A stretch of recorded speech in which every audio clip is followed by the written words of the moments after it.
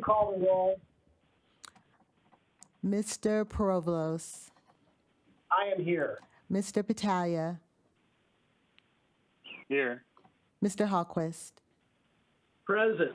Mr. Kaufman, Here. Ms. Spoon. Here. Everyone is here. We have no one absent today. Fantastic.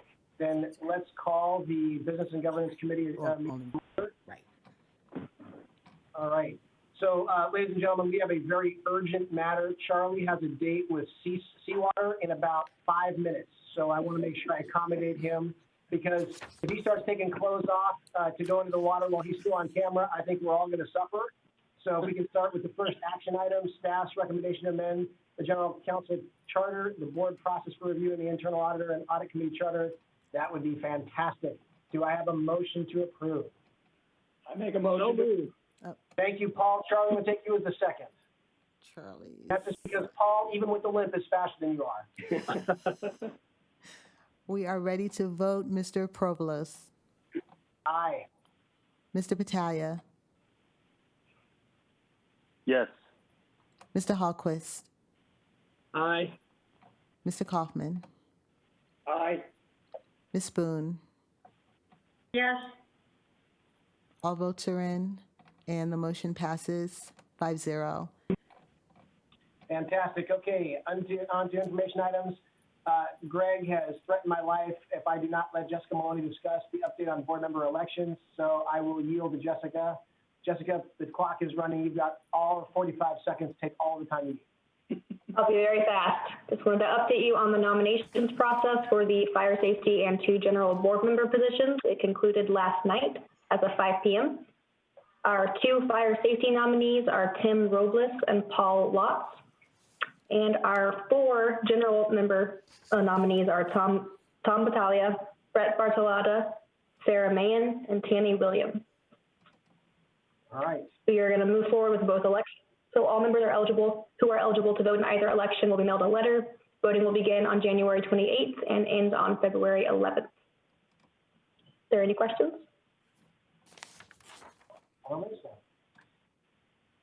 All right.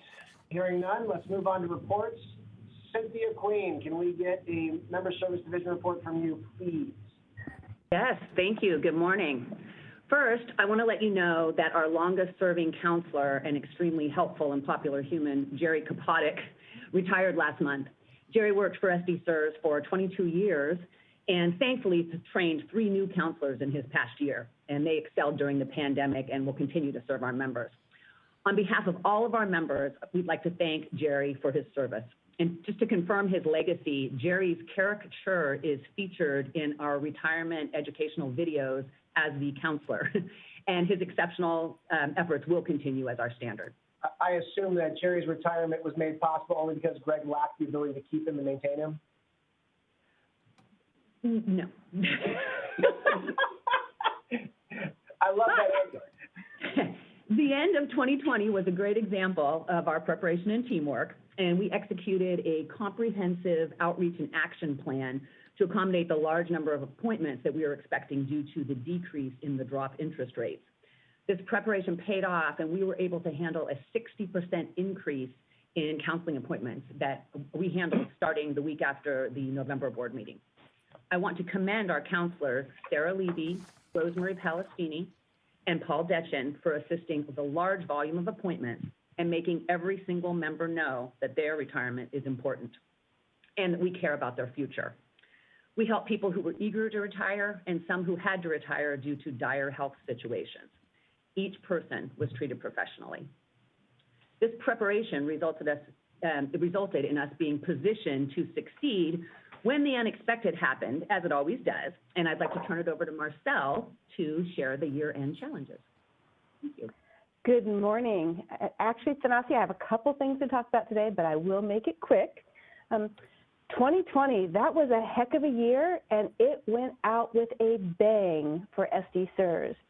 On Christmas Eve, December 24th, we were running payroll for our members to be paid on December 31st, and payroll failed. It failed in a way that it has not failed in the past, required IT Sagitech, our outside vendor, finance, and our BA group to work all day Saturday to get everybody paid. I'm happy to say that all of our members were paid correctly, timely, but it was a bit of an unnerving event. We do know now what the root cause was. In October, we had a vendor who replaced some equipment and they configured it incorrectly. This has caused us to have intermittent connectivity issues, but they've been minor and quick. Unfortunately, one happened in the middle of payroll, and that's what caused this failure. So that will be corrected before we do the January payroll. And again, payroll did go smoothly once we got everything redone, but it was a bit unnerving to get a phone call 5 o'clock on Christmas Eve letting us know that payroll had failed. Again, everyone was paid correctly, timely. We're happy that we had our plan in place on what to do when payroll failed, and we finished out 2020 that way. A couple other things I wanted to touch on. Cynthia just talked about the increase in the number of people exiting DROP. The report that I submitted to you had about 138 applications for DROP entry, exit, and service retirements in December, but that report was completed before the end of the month. We ended up actually having 198 people who submitted retirement paperwork. Our average is 66 a month, so that was over 3 times the normal of what we would have. So member services did a fantastic job of making sure that everyone got in for their appointments. Now the heavy lifting moves from member services division over to benefits administration division to get everybody set up.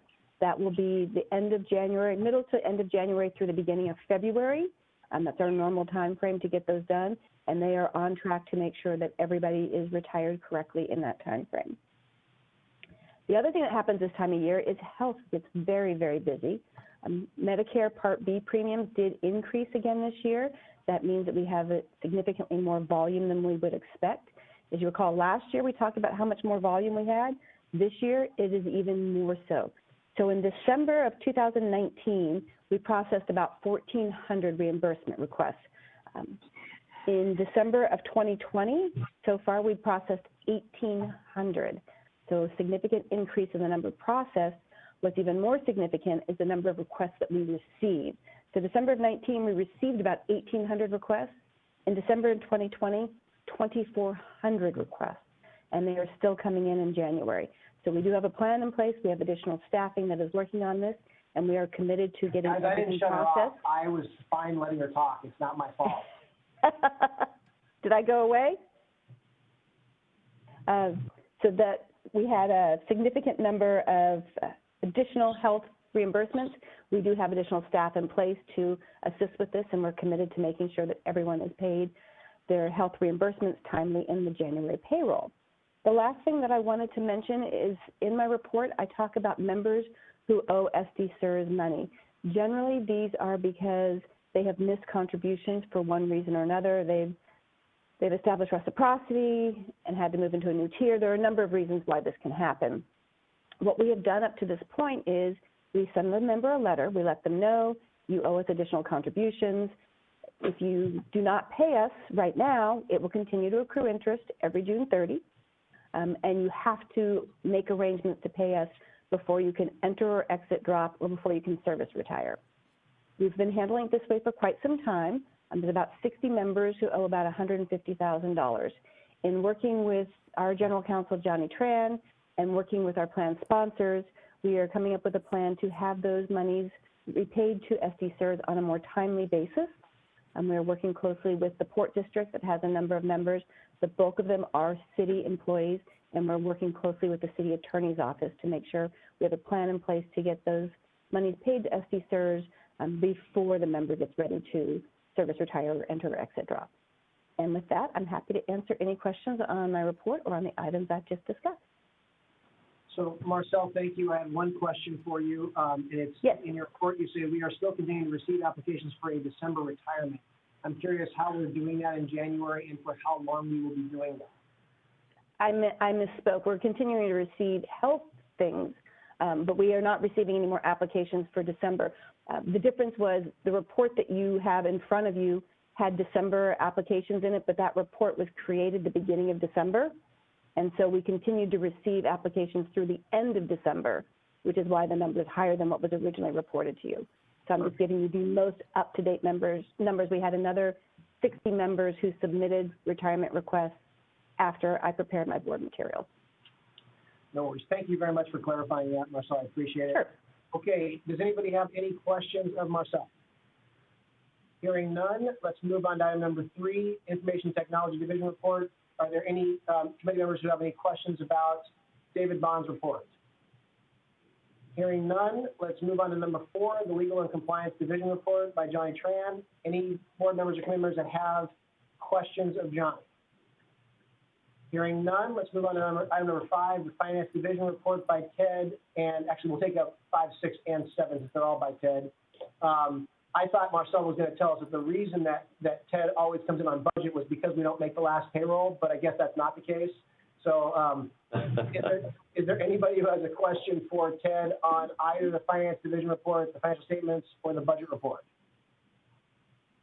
Hearing none, let's move on to item number 8, members owing in excess of $10,000. Anybody have any questions for Marcel? I know you kind of covered that, but or at least touched on it. Anybody have any questions?